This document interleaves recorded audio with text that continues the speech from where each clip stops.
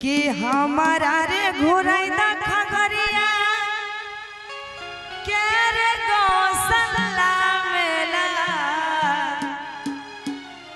हमारा घोराई दा खगरिया के रे गौसला मेला नहीं घुरे भोत चल जाइबा हम नहीं हर कुरसेला। और आइए म्यूजिक से कहना है बड़ा ही प्यारा भाव है, आप लोग मीठी मीठी ताली के साथ देते रहिएगा। 1 2 3 4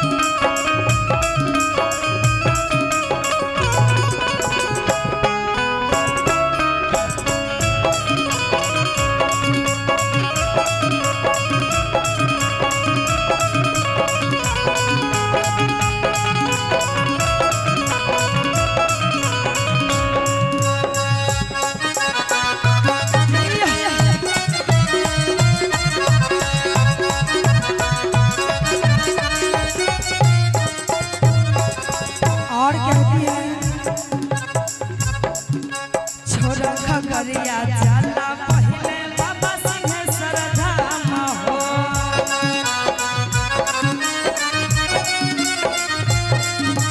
महापुरा के कारो बाबा के करबै दर्शन हो छोड़ा खगड़िया जाला पहले सिंहेश्वर स्थान हो महापुरा के कारो बाबा के करबै दर्शन हो लेके चला हमारा राजा लेके चला हमारा राजा मातस गंधा के मेला